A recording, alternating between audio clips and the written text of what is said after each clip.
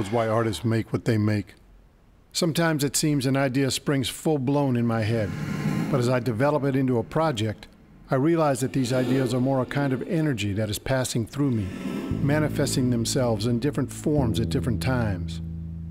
So, where did this project come from? Well, to start with, in 1979, when I was 29, my father, Frederick Wister Janney, died of a heart attack. Dad always loved jazz and swing music, and he loved to dance. I think he owned every Benny Goodman and Ella Fitzgerald record ever made. And he used to take me to see all the great bands when they were in town.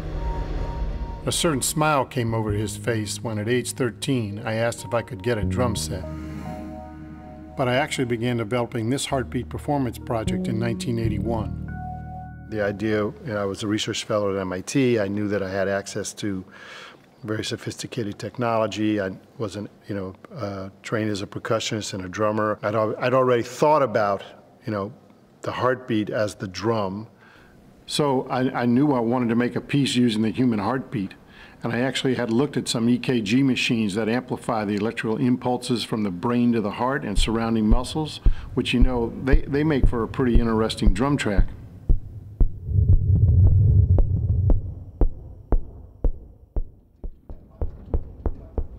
At a certain point, I was in New York and had a chance to meet the dancer and choreographer Sarah Rudner, who at the time was the principal dancer for Twyla Tharp Dance. Eurythmics is the study of rhythm through movement. It's actually not so much a dancer's code as it is a musician's code. So they teach it in a lot of music schools where you learn to walk in 4, clap your hands in 3, sing in 2, because the body has rhythmic memory, not just the mind. But, watching Sarah Rudner is like eurythmics in a higher state of consciousness. I mean, she's like moving her head in 5, one shoulder in 2, a hip in 3. I mean, she is like doing so many different polyrhythmic things at once that when I saw her perform, I said, to put the heartbeat behind this, all coming out of one body, that makes the most sense. And then, Mikhail Baryshnikov called us in 1997, 98, called Sarah. He'd heard about the piece. He wanted to know if we would set it on him.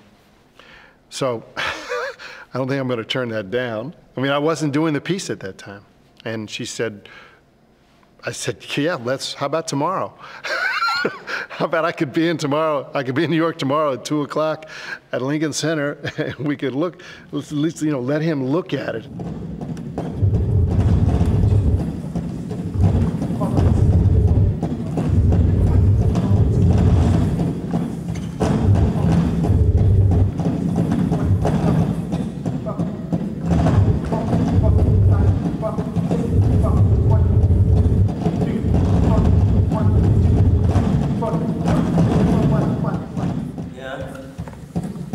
But this section between the arm and the climax should be a little longer. Back and then. Right, and then back. And I stop sort of, and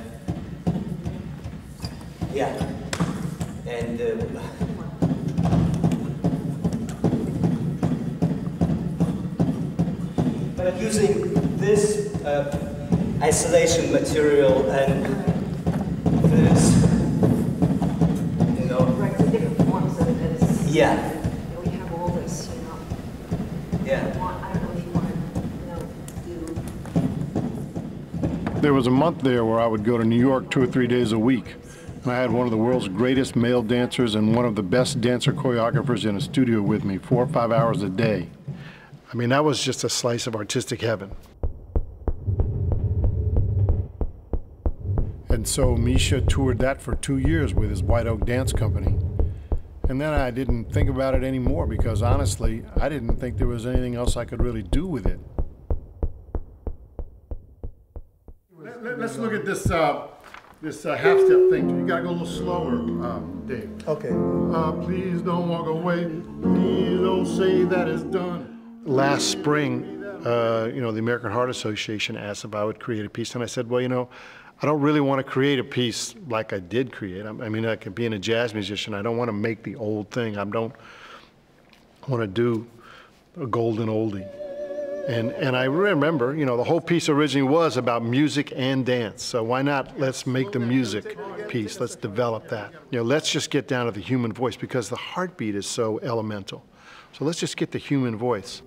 So I got in touch with one of my all-time favorite a cappella groups, the Persuasions, and that's really when the idea started. You got thinned out, nice. Boom, boom, boom, boom, boom. Boom, boom, boom, boom, boom, boom. You know, right in there. Boom, boom, boom, boom. That's against you, probably, against what you're doing, right? It's all, we're all, that's what I mean. We're not just doing, it's not, you know what I mean. All right, okay. But just out of curiosity, see where it is. Good. 1, 2, 3.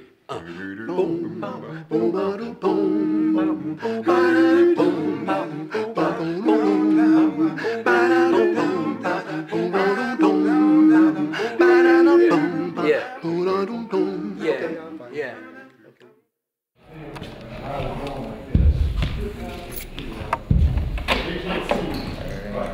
You'll see me from the camera, and I'll be going like this. Right? You're basically.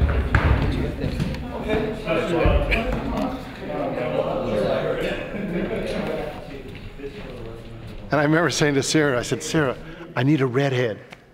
I'm going to do it with the Persuasion. I'm going to have these 5 black guys. It's going to me be over on the right, and maybe I'm going to have a female singer with me. Maybe it's, but I need a redhead out front. And I meant it as a joke. I meant it more as a metaphor. I mean, I need a wild and crazy dancer. Sarah thought we could get Emily Coates. Emily danced with the New York City Ballet, all the great Balanchine stuff, and was among the last group of dancers to work with Jerome Robbins there. She then joined Misha's White Oak Company, where she danced several duets with him, and then later went on to work with Twyla's company. And I said, okay, you know, let's go talk to her, let's go meet her. She said, no, you're gonna really like her because she's a redhead. I said, Sarah, I didn't really mean a redhead. For a few months, I gave Emily all sorts of different dance forms to explore that I thought were relevant to my work and ideas about the project. But in the end, we always came back to one fundamental issue. The through line is the heart, unquestionably. But when you're zipping in and out of hip hop, Tai Chi, Indian classical dance, ballet, theatrical gesture, how do you make sense of that as a performer?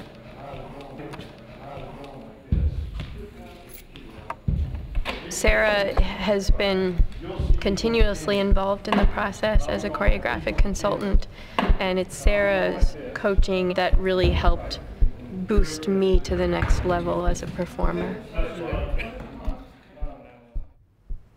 I write music from both an oral and a visual perspective. So over the years, I've developed a scoring system using my architectural training that notates both. In the second section is where we do this scat thing. 1, 2, 3, 4, 5, 6, 7, 8, 2, 2, 3, 5, 6, 7, over her heartbeat. I got you. Okay, now, it starts with us 3, and we're singing in the whisper, and you'll see me, or we'll decide some kind of cue to bring them in, and they come in one at a time. And it's pretty much like a 2-bar fill. 1, 2, 3, 4, 5, 6, 7, 8, 9. Next guy in. I got you. Okay. So then they're all in, and basically I'll show you, you're gonna like bring them up, you're gonna bring them down. Then when they're coming out, they come out in the same order. When we go through it, you'll understand. Yeah, okay? But we're basically singing these numbers, and we're singing this over the rhythm of her heartbeat. All right. You can take this, you can write on it all you like. Okay, beautiful. Good. I think I got it memorized.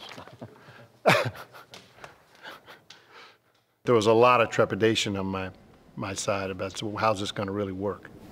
I mean, you know, with 24 hours to go, there were a lot of unanswered questions and a lot of details to be worked out. Okay, hold it.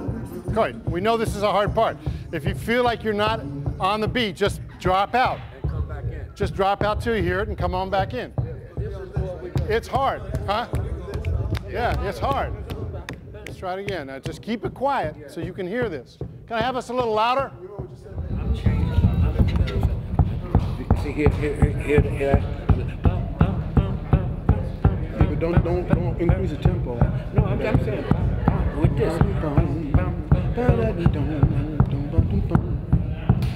See, that's behind. But that's what we got to do. This is as close to the actual field as we are. Jamie! Zip of a back. All right, have a good show, everybody. All right.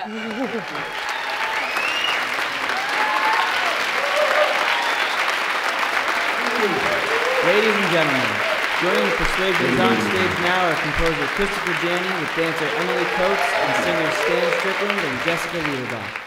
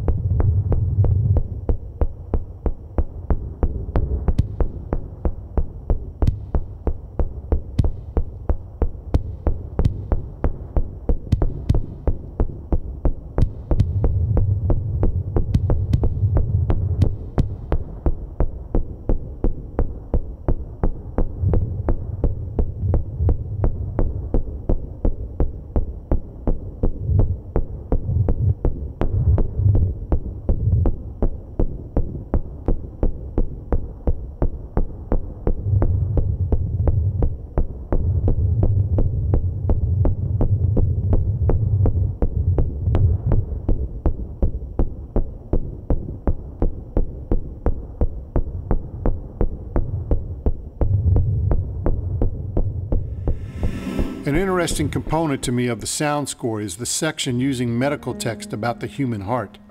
A lot of it is actually talks about how the heart develops in a baby. And that's when it talks about the acellular matrix and the cardiac jelly. But what I'm looking for is strong, interesting visual language. And I don't really care that it doesn't make sense to a doctor, you know, staining with voltage-sensitive dye, things that have some kind of interesting visual image, but are somehow related to the medical situation of what a heart is. So that's really what that medical text is about. It's to put you into sort of the dry, antiseptic world of a cardiologist.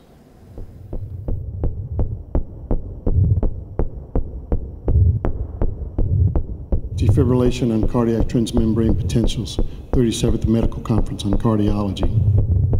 The primordium of the heart forms in the cardiogenic plate located at the cranial end of the embryo. Angiogenic cell clusters, which lie in a horseshoe-shaped configuration in the plate, coalesce to form two endocardial tubes.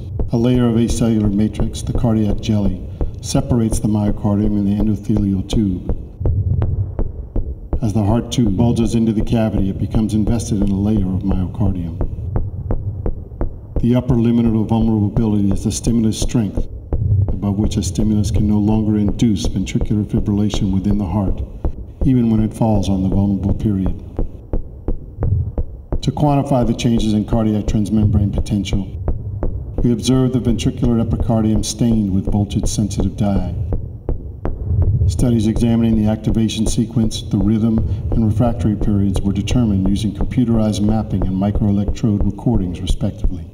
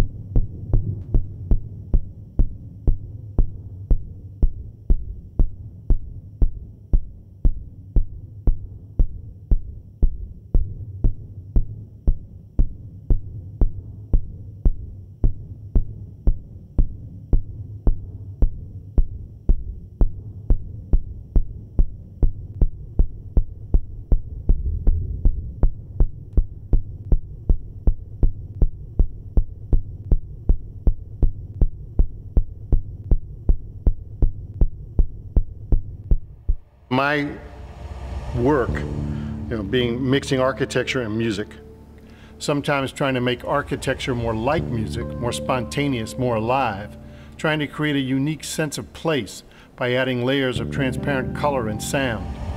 Or sometimes, as in this case, trying to make music more like architecture, trying to actually make the music more physical, more visual, to have it wrap around you like a blanket.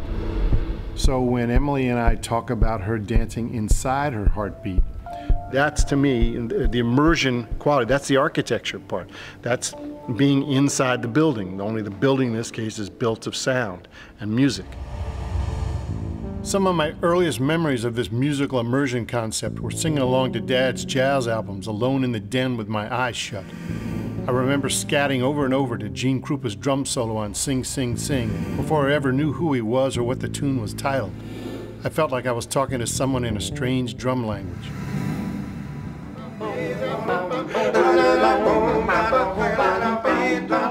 So in the second section of this piece, the intention is also a sense of musical immersion, playing with this secret language, using the heartbeat as a percussion instrument and scatting over top it with numbers and patterns to make it a wild rhythm machine.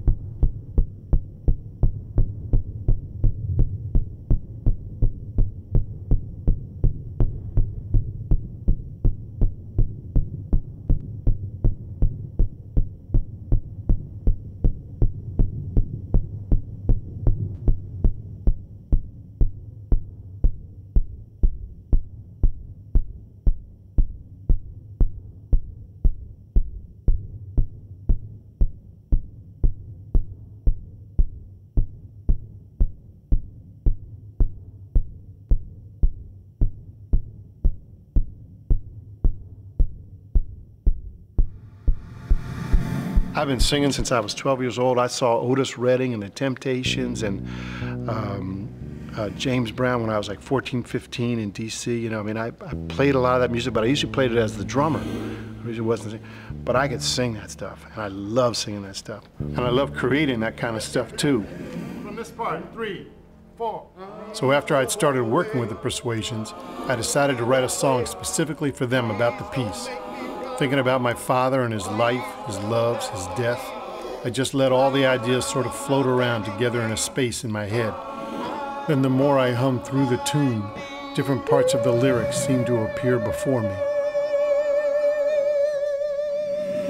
In the last section of the performance, all the elements, including this song, come crashing into each other. Everything goes on at once, because that's really, to me, what it is. It's all those things, all the time.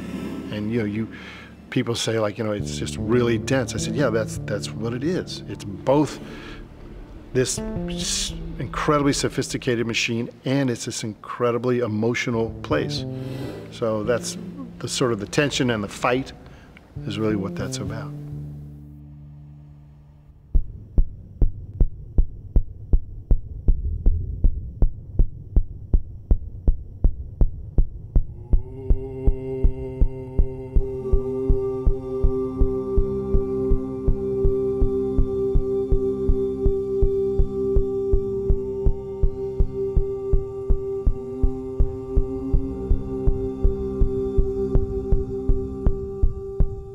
What is a heart without a beat?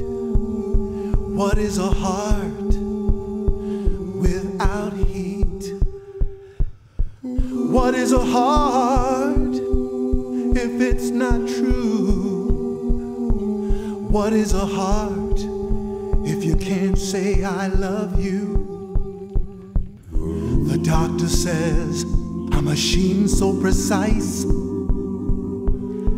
voltage, veins, and blood never stops to think twice. Bodies they explore can't understand what they do. Instruments they make reveal nothing new.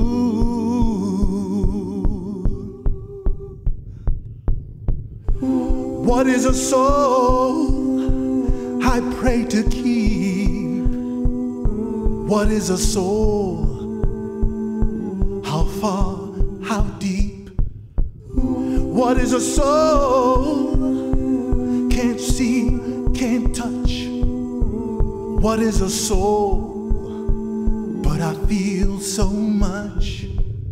When we're alone, I feel it dance to a beat. When you're not near, it beats alone, incomplete. The Tin Man, oh, he was right. Without it, there is no passion, no fight. Please don't walk away. Please don't say that it's done. Please don't be that way. Please don't make me run.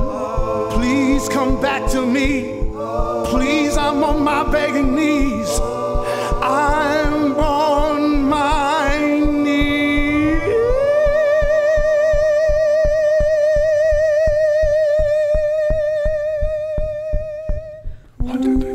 What is a heart? The upper limit of vulnerability is the stimulus without a beat?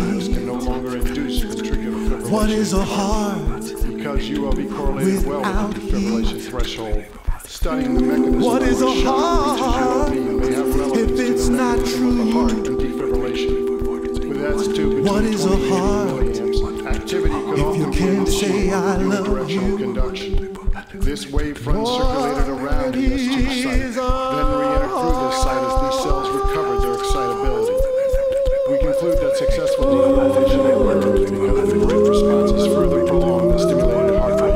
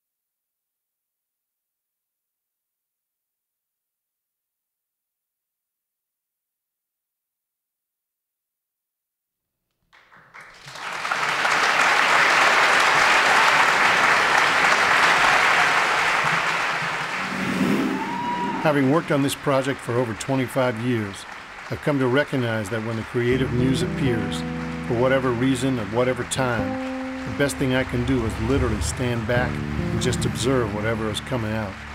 Almost like watching balloons floating up into the sky. Of course, the trick then is to catch the thoughts before they get too far away. I've often tried to imagine how that must look. Me running after myself while standing perfectly still. In a certain sense, it does feel like there's a river flowing here, and I'm in the boat. And the best thing I can do is just let go and go with the river and see where it comes out. You can't get it up anymore, man. You're looking down. I have a note for you. Yeah, that was something, man. That was something. It really was. Yeah. Get the sweat. All right. I got a sweat. I was sweating. It was great. In July of 2002, when I was 52, I went to see my doctor because my chest hurt when I ran for more than 10 minutes. He looked at my medical history and asked one question. When did your father have his first heart attack? I was 1 month older than my father when it first happened to him. And I was in the hospital 2 weeks later and had stents placed in 2 of my heart arteries. Walking about 100 feet. No, you gotta change clothes.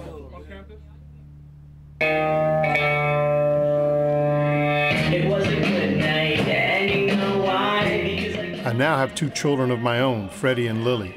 My wife and I named our son after his grandfather. He designed this logo when he was 13 years old. When he showed it to me the first time, I sort of shouted at him, no matter what, never change that image. I remember the look on his face, a sort of gratitude mixed with absolutely no idea about what the hell I was trying to tell him. The funny thing is, I remember similar experiences with my father and the drums. Freddie now is currently in his 20s and studying to be a musician and a songwriter. Perhaps someday he'll reflect on his father's life. Maybe he'll even write a song about it. Who knows why artists make what they make?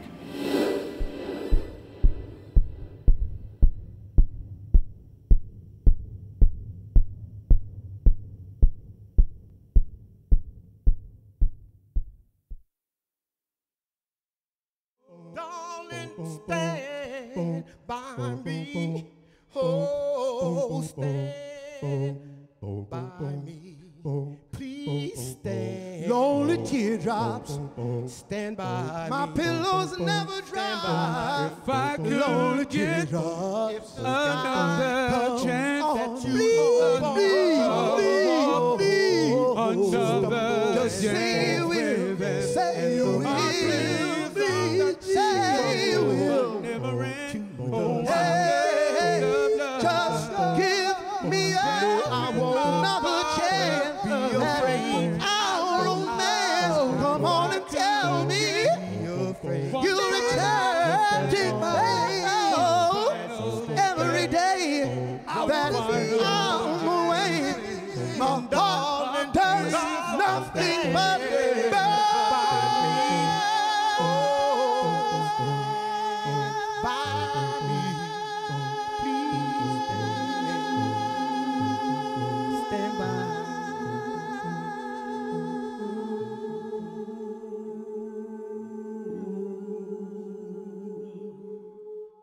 What is a heart without a beat? What is a heart without heat?